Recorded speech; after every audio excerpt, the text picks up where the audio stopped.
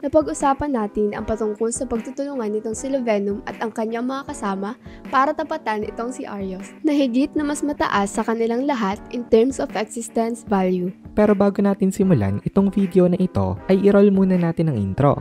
Hello everyone and welcome to my channel, ang inyong source ng Tagalog na Tansura Contents. Sa channel na ito ay pinag-uusapan natin ang mga nangyayari sa may Tansura universe. So without further ado, let's get into the video.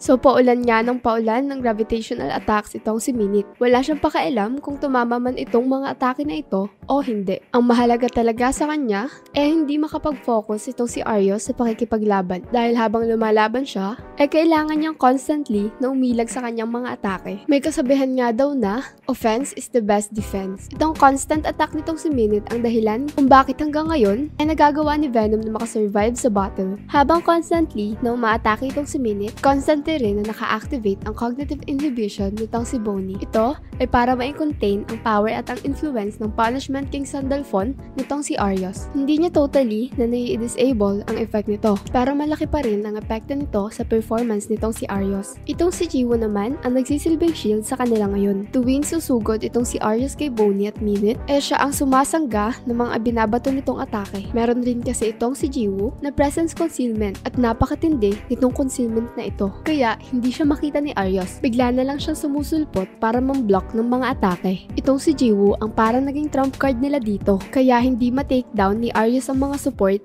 nitong si Venom. Basically, hindi talaga itong si Arios makapag-all out dahil sa ginagawa nga na pagtutulungan nitong mga nandito. Maganda na nga ang kanilang combination. Pero lalo pang napaganda ito dahil sa boost ng Lucky Field nitong si Masayuki. Kaya naisipan nitong si Jiwoo na this time kailangan niya na rin na tumulong sa pag-atake. Hindi na siya magpo-focus sa defense lamang. Kaya once again, ni-activate niya ang kanyang presence concealment. At once na wala na siya sa out nitong si Arios, nag-prepare na rin siyang umatake. Then, nung nakababa na ang guard nitong si Arios sa kanya, bigla siyang umatake. Nabigla itong si Arios dito. Kasi kanina nga, hindi naman talaga umaatake itong si Jiwoo. Nawawala lang ito. Tapos lumalabas para i-block ang kanyang atake kay Minute at Bonnie. Pero ngayon, ito mismo ang umatake sa kanya. Kaya nakapag-unleash itong si Jiwoo ng fatal blow kay Arios. Unfortunately, hindi strong enough itong atake na ito ni Jiwoo para tuluyang pabagsakin itong kanilang kalaban. But even so, enough na yun dahil steadily naman sila na nakakapag-deal ng damage sa kanya. At nag-a-accumulate itong mga damages na ito. Kapag nagpatuloy pa ito,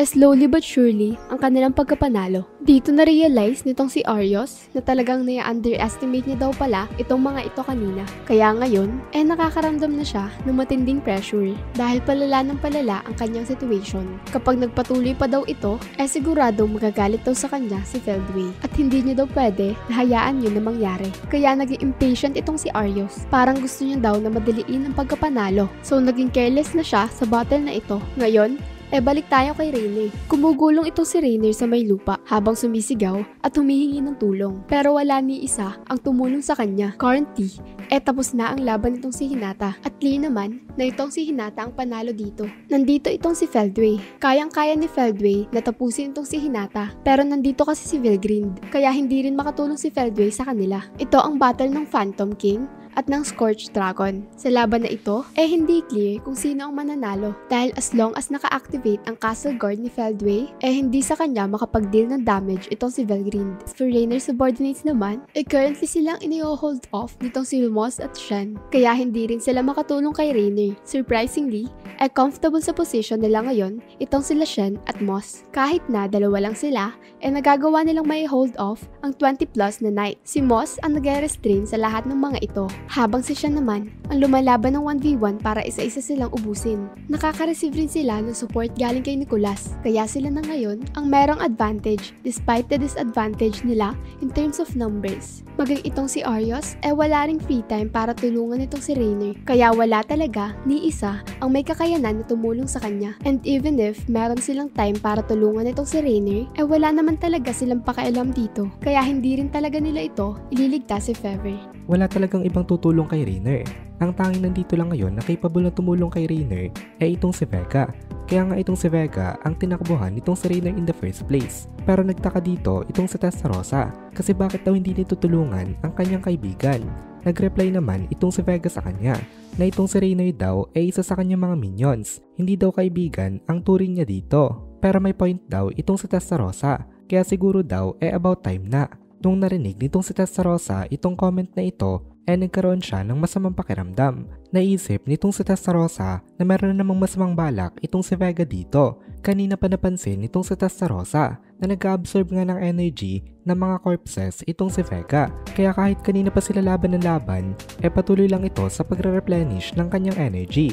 Pero may hinala itong si Testarossa na hindi lang basta pag-replenish ng energy ang nangyayari dito, dahil dahan-dahan daw na lumalakas itong si Vega habang tumatagal ang laban. Basically, nagkakaroon siya ng permanent increase in terms of strength dahil sa absorption niya na ito.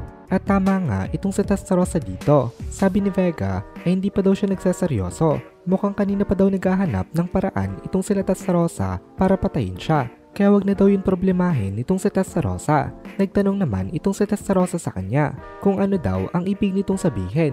Kaya sumagot itong si Vega na mas mahina daw palang ulo nitong si Testarossa compared sa may expectation niya dito. Kaya niya daw sinabi na wag na ito mag-isip ng way para patayin nga siya kasi no match na daw sa kanya itong si Testarossa.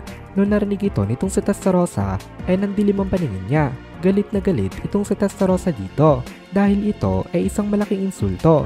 Pero hindi siya nagpadal sa kanyang galit dahil nakasense itong si Testarossa ng danger.